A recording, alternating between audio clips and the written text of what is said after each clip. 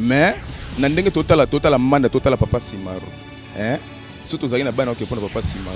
Mais tant que yemo gazati donc inutile tout ça. Manda asakelo moi azan artiste congolais, azan étranger té. Bon, ezaki bien bé, biso to mona ki on mabe po to ebi bato pe ba kemba na orchestre lo wa ba epine. Banzo be biso to za ba témoin ba na ok na bisa ko.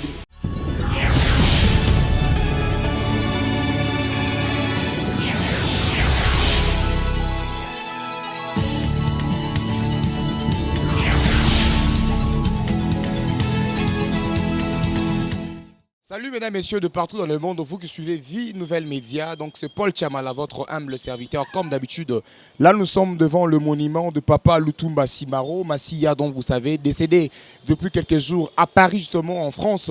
Alors c'est que ça annonce très fort ici, il faudrait le dire que déjà à partir de ce vendredi, là où est justement placé ce monument, il y en aura un engouement que de concerts. Une mince même est annoncée à partir de ce vendredi, à partir de 15h. Alors là nous sommes en train simplement de faire visiter comment est-ce que le préparatifs sont au bon point justement en train de s'organiser parce que nous allons vivre justement un deuil qu'on n'a jamais vécu. Ce grand monument de la musique africaine, la musique congolaise en particulier, il faut le dire ainsi, nous a quittés. Mais ça va être très chaud parce que là vous voyez, il y a justement du Catalfa qui est justement en train d'être installé, de stand. Ça sera du jamais vu. C'est son monument où simplement le gouvernement avait bien pensé de pouvoir ériger, d'autant que les enfants, le petit-fils, toutes les générations qui vont venir justement après, que l'on puisse en savoir qu'il y a existé certainement un musicien, un guitariste, un homme de l'histoire, un icône de la musique congolaise en termes de la musique même a existé. Et c'est comme ça même nous sommes là en train de vous faire vivre le début justement de ces préparatifs parce qu'à partir de ce vendredi,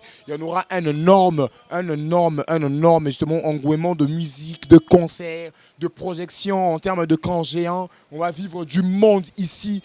Personne ne pourra y passer sans pour autant se caler également pour prendre part à ce qui se passe ici. Regardez justement en plein 24, justement boulevard 24 novembre, là où est érigé justement le monument de ces grands patriarches de la musique congolaise, Lutumba Simaro Massia. Du jamais vu, que du chaud, que du bien même, on sent, il est parti, mais à jamais restera gravé justement dans le chef de tous les Congolais. C'est simplement l'introduction de pouvoir justement vous signaler ce qui va se passer, mais après ici nous allons nous rendre justement à son domicile où le deuil se passe, où toute la famille justement y est pour pleurer ces grands icônes de la musique congolaise. Alors ce n'est que la première partie, l'introduction. Nous allons avancer avec tous ces gens qui vont devoir se présenter pour prendre part à nos différentes questions, nos différentes interviews et nous allons vous faire parvenir les vraies informations. Paul Chamala, ici même, Vie Nouvelle Média, le Baga TV et la Radio T, Neboza Romona, ça continue avec les boss Ogi Mungu, bien que, du jamais vu, comme pas possible, ici même ça se passe comme ça. Alors Michel va prendre avec les images, hein, et puis on ira à son domicile, voir comment ça se passe. Là nous sommes sur 24 novembre, je vous ai dit. Sur 24 novembre, il n'y a que de taxis qui se font. Vous voyez, il y a des stands qui se font là. On sent déjà. Place où on a besoin de Liboso, on a Barocha et Kangéa. Et Kangéa, on a concert au Beta Awa. Donc vendredi, déjà à 15h, Naï Paul Chamala avec Vie Nouvelle Média, pour revivre. Ça sera terrible ici. Et on tourne partout côté parce que besoin de monument, on va chez Awa. Sans mon nez Makambu. Ok, n'a pas l'air, tout le monde a n'engagé deux ans s'est passé, maman va tomber, tout le monde là parce que vendredi va concert au 24 novembre, vendredi. Ngana Rosala pour ça Mamouzo les Ragitoko. Donc ça se passe comme ça. On va se rendre justement à son domicile et ça se passe très bien comme ça. C'est Paul Chamala, votre humble serviteur. Big up. Chose promise, chose faite. Là nous sommes justement chez notre papa Lutumba Simaro, là où il vivait, là où il habitait. Donc nous allons devoir parler avec des gens qu'on a trouvés ici. Il y a aussi la grande famille qui est là. Chacun va essayer de parler. Et également aussi certains chantres qui ont travaillé papa Lutumba Simaro. Donc ça sera très génial. Comprenez l'émotion, comprenez même pourquoi je viens d'adoucir ma voix. Parce que nous devons respecter ce grand homme. C'est lui qui a laissé justement la musique congolaise sur un plan, je dirais, très enviable dont par le monde qu'on ne pourrait justement essayer de faire effacer cet homme. Ça sera très impossible, d'autant qu'il a marqué son temps. Et nous sommes justement là, on va prendre très poliment tous ces gens qui sont venus pour compatir avec leur grande famille, qui pleure celui qu'on appelle Papa Lutumba, ce grand homme de la musique, cette icône. Et beaucoup de joie et de gaieté. Nous allons avancer, entrer dans le domicile. parler avec certains membres de famille. Et après, juste simplement parler avec certains membres de famille. Et nous allons y revenir pour prendre aussi ceux qui sont à l'extérieur. D'autant que vous le saviez, c'est comme ça. Nous pleurons ce grand homme, cet icône de la musique congolaise, mesdames, messieurs. C'est avec beaucoup de larmes, beaucoup de peine, beaucoup de souffrance. Acceptez que ça soit comme ça et nous avançons. C'est très mal, donc ça fait très mal. Moi, je n'arrive pas. Je ne sais pas aussi de partout vous nous regardez. Si vous arrivez vraiment à supporter cette peine. Mais avançons quand même parler avec ces grands hommes. C'est parti. Voilà, mesdames, messieurs. Là, nous sommes avec le membre de la famille. Nous allons commencer par notre maman qui est là. Mbote maman na biso. Mbote papa. Yo zali nani na famille pa Lutumba Simaro tokoyeba. Je suis sa petite fille. Sa petite fille. Donc sa petite fille autre père de grand-père nayo, c'est qui n'est pas facile. Papa Lutumba Simaro faut de le dire, aza icône ya musique na mboka na biso. Aza monument. Aza mutu yako loba loba pa pambate. Donc c'est comment tu as reçu nouvelle wana to événement wana que père de grand-père nayo oyo mokili mobimba ezo lebela kombo nae. Vraiment la nouvelle premièrement et je crois qu'il biso makasi. On s'attendait pas vraiment à ça parce que on a vu l'espoir que parce que ton banda ko kenal ban que tout ce qu'elle a prier pour naïe tout ira bien. On savait que nous tous allons bien vu que les allants qui peut dans moi il y a anniversaire naïe le 19 peut te baigner te souhaiter joyeux anniversaire ndima qui naïe peut donc on savait pas surtout baigner bon comment pépé balbara que non azana est bien lorsque azaki naïe se bien il ne mangeait pas donc santé comme une façon. Alors Akoufaki depuis vendredi, si je ne me trompe pas, samedi, voilà. Depuis samedi, à Paris, à 4 heures. Comment vous arrivez maintenant à digérer que Coco Nabino, parce que vous avez Coco, Oyo, à ça la musique makasi. Et là, on a gravé dans mon thème que Oyo Coco Nayo, Okubo Sanaete, Nagnon Sobivanai. Premièrement, on dit toujours que l'artiste ne meurt jamais. Il vit en nous par ses chansons.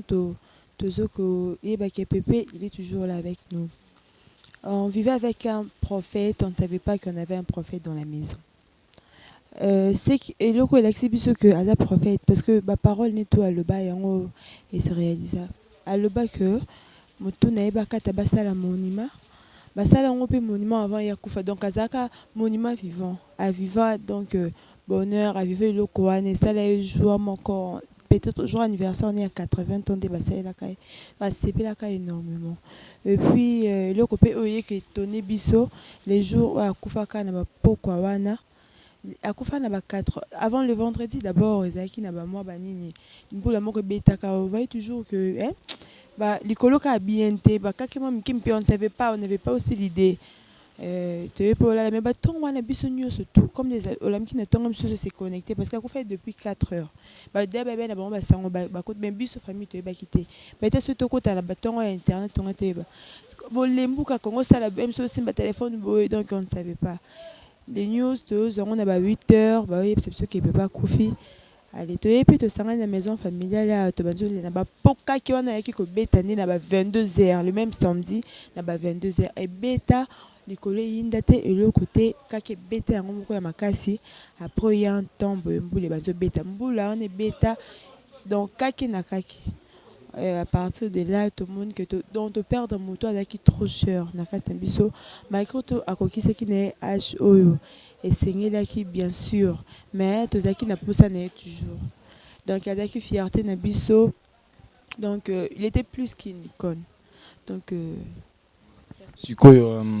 jusque-là, on sent que c'est comme s'il y a un programme déjà précis, c'est comme s'il n'y a pas encore un programme, mais à niveau nayo, nous avons programme où ils ont maîtrisé à niveau nayo par rapport à deuil, à Coco Nabino, Lutumba Simaro et Kozalanini. Ouais, il y a un programme fixé. Les 14, les que nous accords, comment dire, na aéroport Yanjili.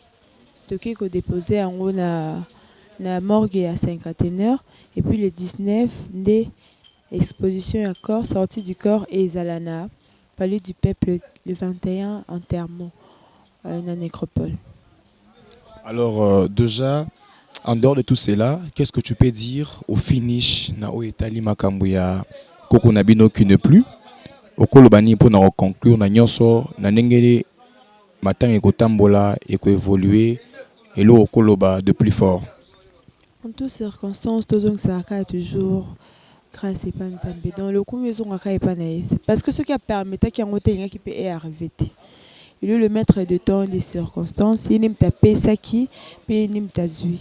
Todo sengara que matanga ele kana kimia et le comment tu ma besa les mato kuna pepe na biso na esengo. C'est un peu ça. En tout cas, merci beaucoup. Tous ce que maman misusu na bandeko misusu baza mo ebele. Comme ça on va voir ce qu'on va faire avec toi. Voilà, mesdames, messieurs, toujours avec, dans le cadre de pouvoir rendre hommage à ces grands hommes, Lutumba Simaro qui nous a quittés, nous avons ce grand plaisir, à l'instant même, Tokuti. C'est une surprise, mais pas une surprise dans Robasan Souana, parce que tout ça, dans un moment, il y a deuil. Jeje Kuzubanata, qui a été connu dans mon Montali basketball, aujourd'hui dans la fédération, avec la papa Naël Lutumba Simaro, tu repères dans Mbote papa. Mbote. Alors, Jeje Kuzubanata, vous êtes connu dans le monde du basketball, les lots dans la fédération. Et quand on a accueilli Lutumba Simaro ne plus avec nous, on a évité tant on apprenait que message Joana et pas nayo. Bas émotion ni oyo et ronja qui vraiment âme nayo. Comme opposé déjà, je me prosterne déjà devant Eloko Koelibiso. Pour na battu qui peut-être bandobenga prophète, bandobenga monument, mais c'est mon père. Donc c'est mon père. Je suis en face, Yaza Kotoyo. Donc le fait déjà que la maison soit en face, et encadrement, comme président de fédération, je suis passé par là pour annoncer. Donc vraiment, je suis touché parce que je perds un membre de ma famille. Donc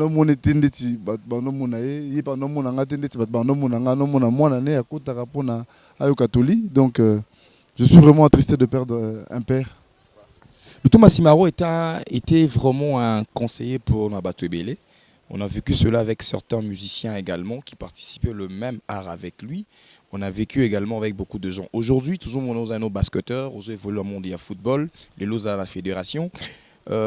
Conseil ni au papa Lutumba les lots, les tristes mémoires à Pesayo, donc il faut reconnaître en haut les lots devant Batazola Nabiso de partout. Je me rappelle à Ipsengaï que au place au outil, au place aux Okende. Je suis la seule personne à prendre des décisions. Si j'ai pu gérer une carrière pendant 17 ans et que comme président de fédération, n'a continué la marche oyo na sengel na sala. Donc à Pesenga va conseiller msuso na rôle babouité. Mais à Pesenga quand même que marche nangai parce que alanda progression nangai à monde na komaki et à expliquer que na landara ndila na ndo sala. C'est un moment de conseil très phare, très génial que l'on peut aujourd'hui féliciter Yango. Alors je pense qu'on va poser deux petites questions parce que aux autres imbelete, tout le monde n'engeni au prouver vraiment que son sa reconnaissance soana, papa pour nayo, conseiller pour nayo accueilli, ou vanda, donc tu t'es vraiment tué pour nous l'accepter que non, c'était vraiment un monsieur qui est parti à une icône. Alors la musique congolaise n'engetikali so copé ça bato musique conseil concernant cette icône qui est partie. Jeje Kuzubanata Kolobani. Donc particulièrement moi, je ne mentirai pas. Conseil européen ça va musicien exaté. Exact que base à la peut-être unis autour il y a peut-être deuil pour na ezala na réconciliation sous salema la période oyo parce que ba division ezala qui et ça là ce que départ il y a papa et ça là ce que bango ba sangana pona ba yokana na bango et lokana ro bango na parce que concernant la musique nazav mon avis moroté j'apprécie tout le monde et papa ke akena mais ba œuvre etikali. Un message au gouvernement, on va finir par là. Le gouvernement qui régit beaucoup de disciplines également, un message au gouvernement. Je demanderai au gouvernement de savoir vraiment comment enterrer et laisser partir papa, tout simplement. Merci beaucoup. Parce qu'on a un musicien vraiment travailler à papa, donc l'icône de la musique, tout le monde a s'est présenté, Bangomoko, Bakolbamo est belé, dans Bandam Taliboso, Papa So Vandiwana, Taliboso, Apina Bandawapi, Banda Awa. Alors, on a encore décidé de déplacer, comprenez, ils ont réalité, mon ça là. Ils ont ma réalité, pour supporter comme on a déplacement, parce que ça, moment, il y a mawa, mbote pas nabiso. Mbote, ndegonangaye. Comme on a eu peu aux années. Comme on a Pacha chante, chanteur, il y a le papa Lutumba. Voix Nini, ou Sarani, Nakatia.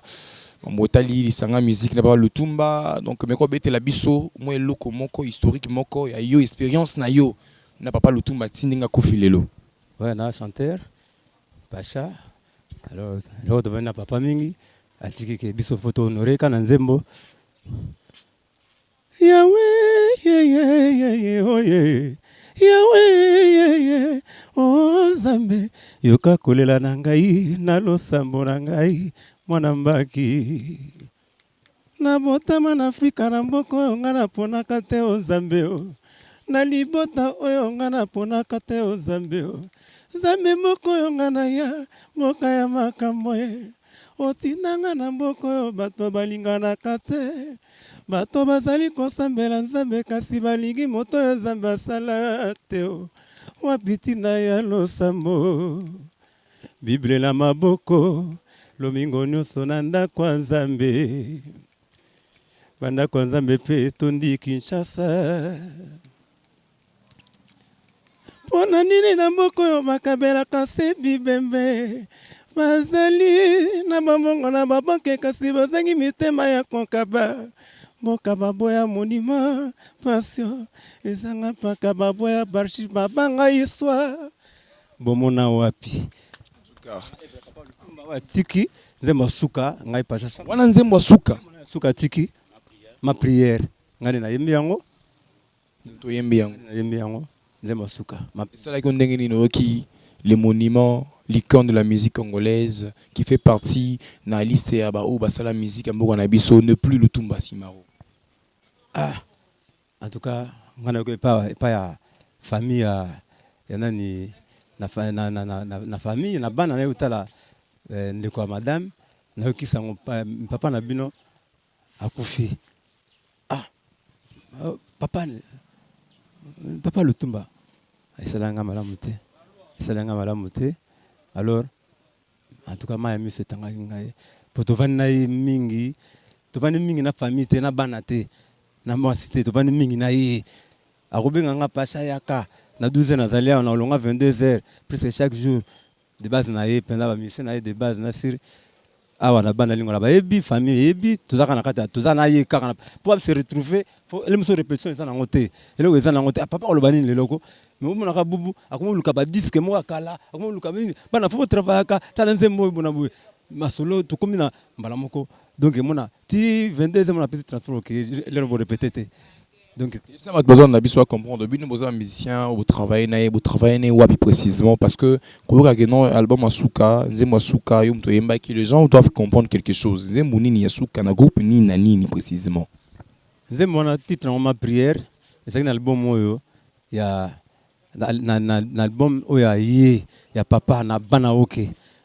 o mokili ebi quoi o bana basali 16 ans na ye o bana ba 20 na bana na o ya tei wana côté bango na esprit na ye donc biso yo to na concurrente biso yo ma prière ngona na album ya vie alors mais na batu oyo ya nani ya anecdotique ba producteur ba nani ba fouiller ko bima déjà de sala ba na sala clip na papa donc producteur oyo ba misa oyo ba yoka sala papa oyo azana nzembo wana ya bisango faut bima pona honorer honorer papa papa tout ma faut bima prière à la docteur na poto et muta sala production wana de sala ba clip na papa souvenir pona mona gineti mangwana nani mona wana kimona mukeme papa yeko changa na liste na ye na kuti na kata liste na ye ba chanteur ba Nzembo Lutumba c'est rare na mukile. Merci beaucoup Tokozwa ndeko pazawana papa Mbote. Ouais, Mbote grand journaliste. Tokoyeba yo komonani et puis apport na yo pemeni ya papa ezalaki nini? Bon ngai ya liboso ya Robanda, ngai Roland Ronaldinho, naza batteur na bana OK. Ngam na beti album nyonso ba encore et toujours. Oyoki wana ba ma prière ou asuka to sali na papa, malgré ça na cuisine kala mingi te, boyoka yango e obima ba CD boyoka borotala, c'est le niveau ya musala quoi. Yo muto beti pena donc mbunda wana na album bena suka ya papa ti akei yo muto beti yango. Ce que tali que non musala tout bosali pendant tout ce temps. Bozo zelasko ebima. Otaboye mutu bomuni mpasi wana akei azati. Okaki ndenge nini yo. Bon, na yokaki eshokaki ngai sala ngai pasi. Donc musala onga na sala ki on a yoka ba. Ke na yokaki yango zaki le vendredi. Na yoko yoka na tongo ya samedi. la mokamino na ndako bana o émission natali ba bandi nde les 40 écran na moni papa akufi bon ça la ngai passe ça la ngai bien te bon na évité mémoire papa ça toujours dans mon thème malgré que yi abanda o yebisa biso déjà makambo ebele auto yebi bon bien ngara papa po naza bien formé quoi a formé nga bien kitoko orchestre pesa to zakaka bon nzambe abatela e place azali toujours asali mingi c'est normal eza bongo aza muto mingi rolobezate donc pas si grand na motema mais et koleka nango pesa makambo koyoka bino koloba to sentir que bozo regretter pour papa akufi on dirait bozo regretter mingi nde po mutu moko akomaki presque musique ya mboka na biso nde akufi. Est-ce que pensez per raisonnement na ngai ezobala na obino bozo kanisa na mito? Bon eza bongo c'est normal tozo kanisa na bongo po mutu oyo azo sala pour la musique congolaise la ba rumba o tozo oyoka maman bebele na ebite mayele ona ba rumba wana maloba na ye ya kilo wana li ya zate tozo ngo wapi mais le roi biso tozali a format ki biso na eloko ngo to bunda to zalaka toujours pas si na biso yango la mais to sala effort to zala toujours to bunda kaka et on les canons normal ouais bunda ngo parce que là au moins vana zo bandongo so bazakuna pour te défendre non parce que le ko la toi qui na papa biso ne te défendre le rumba oyo tutika biso ne tutika ba hérité à papa Lutumba parce que atinda atesa biso les malades des bandits atesa biso bokena no azu production matadi ah papa akete to ke biso moko te défendre kuna bazeli papa ça va te défendre mais donc et ayuki sango bana danger atesa biso ngola Luanda to ke to panzi donc c'est que rumba ngo ezana maboko na biso totika nango souci eza mingi te pour papa former biso mingi to kotika souci nani œuvre na ye oyo atiki pa bato komona pa na biso à travers biso na si bon mona mokili ko sepela pour rumba papa atiki et qui et s'envoler te to nango. Na rulukaso question moko très pertinente dans son pas Zawana donc bon comprendre bata poto bata partout besoin na biso problème ezali que kiti il faut se déplacer dans un matanga moi t'es papa tu croyais bah vraiment est-ce que OK Jazz on a combien de OK Jazz OK Jazz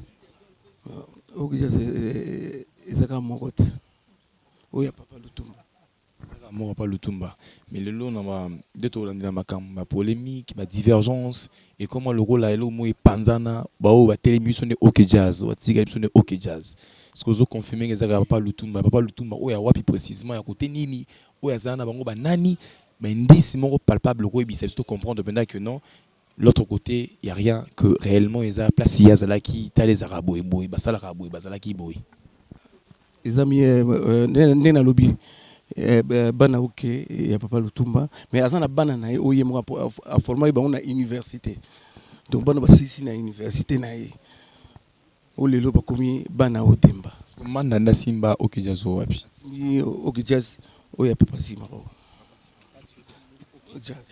bana OK oya papa Simaro bino boza wapi o alwambo zaki alwambo papa sala OK Jazz oya ye o biso to zalaki to beta nango to silisina yango et on biso to salaki bana o demba les raisons pour laquelle pour on to travailler na papa moi makambo lekaki à huis clos nous sommes musiciens de ngezala kaka manda ye il paraît que bon ayo kuta biso quoi ndeti asala le roi ndeti akoma le roi ndeti chef na biso non biso to souffrir na eloko to zaki na papa biso ne ba to coordonner eloko et pa yaki biso to monnaie que bon to ko travailler na mandaté quoi biso to sala ki biso bana o demba o papa tiki donc bana suis formation bana o que c'est biso quoi les abiso donc papa mandaye bana ba boy ko zana manda ba préféré ba voler côté na bango koyoka tozo comprendre que manda pas na OK Jazz bango baza ba ondemba mitu na sukoyo moi mutu mbulu ekezali yoza mukolo éclaircir propre et to comprendre naza musicien te naza musicien te nazali petit avieux et papa bon makambo nyonso ya papa na Brazzaville ngani mzalo sala yango makambo na ye nyonso na sala na Brazzaville bon somba na kama musique orchestre ya pona OK Jazz ndeko tuningai wana furu ko tuna ba musicien parce que ngana ko kotela makama musicien te moni ngazali petit ya papa Lutumba donc tokende na Brazzaville makambo nyonso na so na Brazzaville na yo zo na beach ok na ye na akopesa place olala soki asisi makambo azalaki na Brazzaville na ye kozongisi na beach azongisi sasa moni ndeko na biso moza disposé wana oclaircir biso avant tozwa bandeko na biso mibale baza awa tosisa na bango tokozwa ndeko na biso azali awa messieurs comprenez hein? Donc je dois me déplacer comme ça ton achwati matanga donc tozo il la papa akufi mbote ndeko ouais mbote oui ba kombo na yo pe rôle na pembeni ya papa ezalaki nini ouais ngai Micho Ben donc ngai bena azalaki percussionniste papa Lutumba na beti album na ye wana on akutaka seri na ya salle d'attente après na robete suba oyo elandi na sima oyo donc mbona pena ya bana oke pena ti père daye donc mutu moko tatikala so remplacer ngai ata seri na longwana ndaza ikota na zonga ile susu bana oke donc pa Lutumba le roi grand prêtre mukonza ba chanson mukonza ba rumba yeso sali nzembo sala na vocal asala na arrangement na ye mais natalaki pembe na pa Lutumba to apprendre pe moins trop donc il faut to bimisa pe otoza nango ne na senga papa na za na générique mo ya français asoko ko yokango de papa yoka ngwa sepela ka lobi pena donc kitokota mbala moka benga lo fombo godo za piyaka donc lobi nango studio donc na regretter ka po papa keyi biloko ngo pe bimete mais na bige lokola bande ko na biso bazawana tam susu pe ve na biso Jean-Claude Rolande la mambango pe alandela ngo po mona liboso papa bazawana bazisi Lutumba dans ce Rolande la pe disque on a pe ko bima nango pe pour producteur pe mambuto c'est sila nango loko moko boyo on veut vraiment oyo papa yebi otangi mambo bele Tokyo sikoyo za pa na orchestre oke jaza nguna manda président na yo batikela kibino tozaka na bandeko ne babike manda ya za président na ngote baboya ne baki mupanzi yo za wapi bon normalement il faut na détailler bien tant où papa azo sala fin carrière na 80 ans na ye azo tika musique nous les autres betaka na showbiz ngape na mutema na talaki mukolo makambo otika ndule azotika pe na orchestre sikoyo ngana vivre na orchestre wana oyo grand prêtre katiki na mona ki vie ezate ne na ben nga benana mutali boso kaka jour autaka présidence ya réunion suka lobi ke bon orchestre yango yo na tikele bino nga na tiki musique kaka ngai moko pe le jour wana bima ya suka na bitende na bimia wa oyo za parler na ngai famille bon famille singa famille katana kate benda naka mais na ndenge ya orchestre na ko beta suna bana na longwa ka fa après na yoki susu bana mai tout o bazaki na orchestre bana oke balongwe longwa ki pona nini yango des problèmes bon kolongwa pona nini na ba réseau sebele ha papa tiki musique bon eloko liboso na mona ke mukolo mambo tiki makambo bino lokola mukolo mambo tiki makambo bopanzani donc to pesa bino avenir te à part kotika kufi donc c'est que sili et sili na ndenga bongo te mais lokola ye soka tikela kango biso to to kumbango mais lokola projet ça katikela manda yango moni to talaki ke manda c'est que manda je pena c'est que manda bende logo te pour na bino te aze loko po si papa tu simara poni c'est que c'est loko mais na ndenge totala manda totala papa simaro surtout zaki na bana oke pona papa simaro mais tant ye moko azate donc inutile to sala poto ko kumbo ke samunene wante loka bana oke ba ve makoso baza ba ve joski bazali ba chakembo bazali donc ça pena grand bateau quoi donc biso moto ko kumba ngote sans vie donc na manda to mono ndike to benda et logo moko boye mais matindika bino botosi papa te po ya bisi bino botika na manda bino boyi so bino papa na bino botosi eta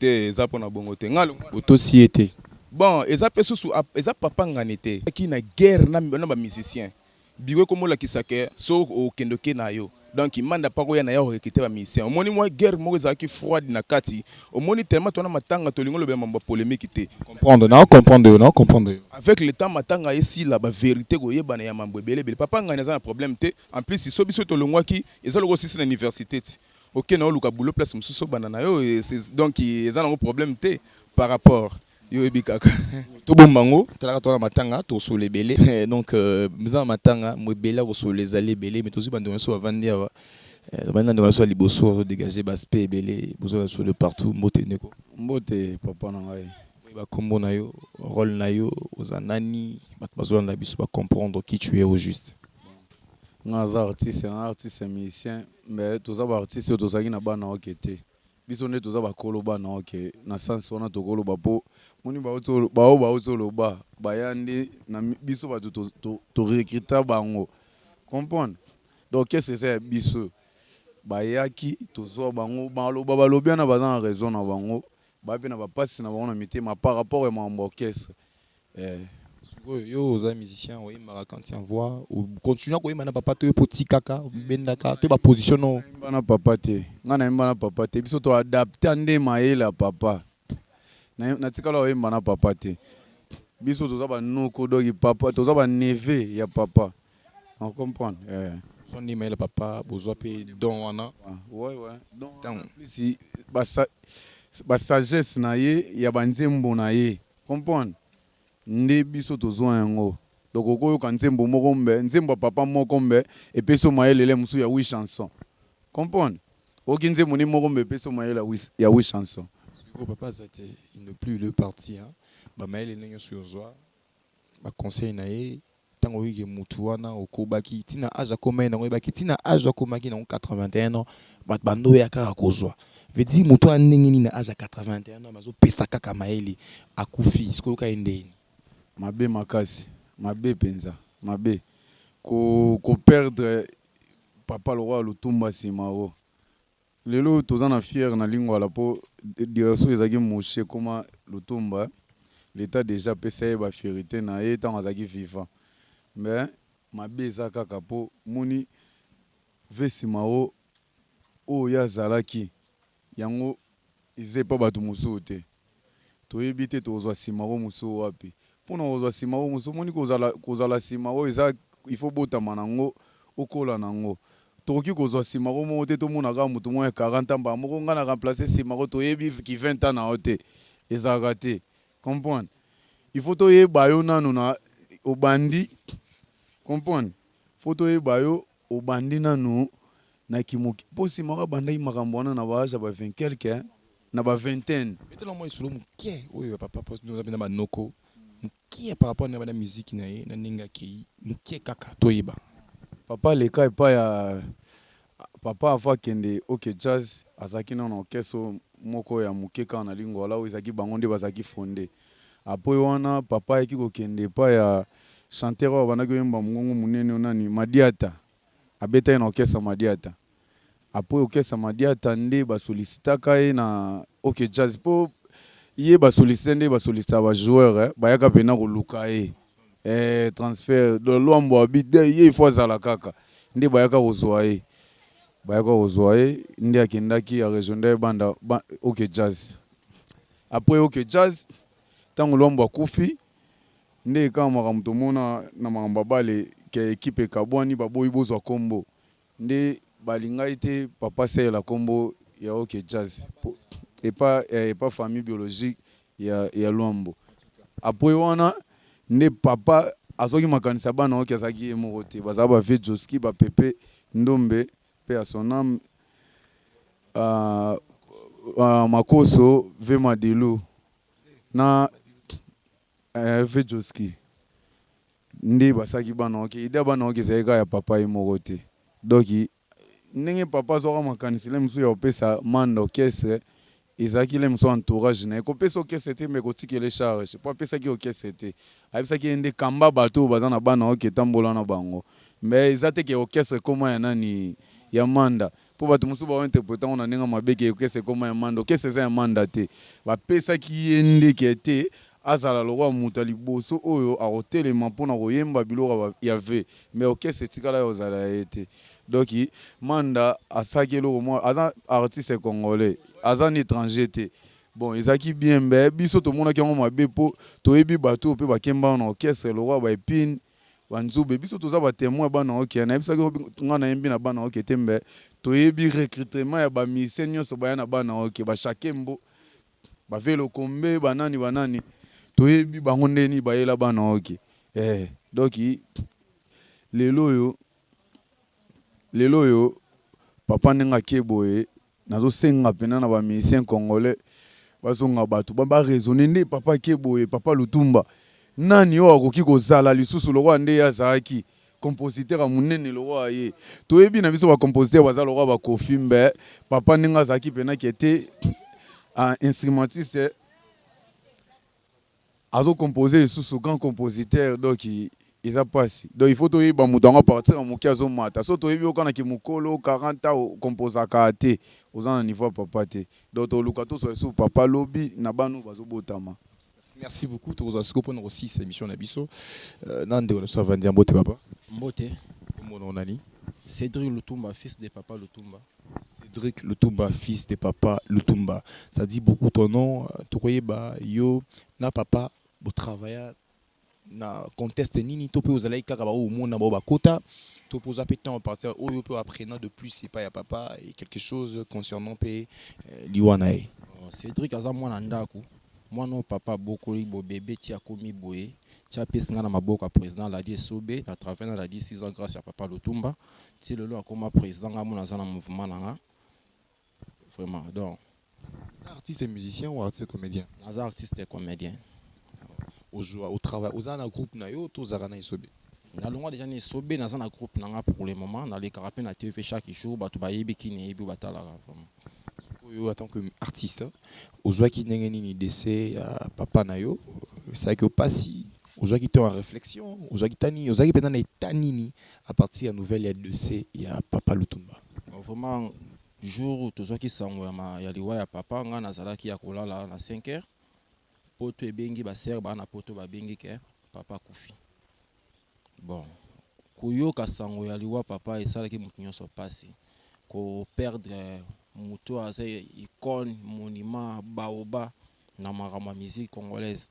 Kozanga mutu aboye na famille donc eza vraiment facilité. Kozanga mutu aboye na kati ya famille. Donc oyo nga nazo senga kaka gouvernement bazwa makambo na bango nyonso mais tout le monde qui ministre ayaki déjà awa tout le monde qui gouverneur de la ville ayaki awa bazo yaka bazo solo la famille mais bazo kende pour le moment na mitu tozona na posa ba tila biso podium fait awa tozomona pardon togi podium ba ochande ku neska moni mezali il faut acha deux podium mo tout mon kuna na habité il faut ba awa résidence ya papa yango oyo eza base koto papa botami na isangi na veni oyo lopango na biso famille za 226. Papa sombi kaka a na veni na ye 231. Avant di kaka awa ke place msusu te. Donc l'instrument faut eyande awa. Kuna ba teza place monument ezali eza problème était baba ko donc dès eza partout. Mutu msusu pa ko créer sika na tie podium ke bali la papa kuna.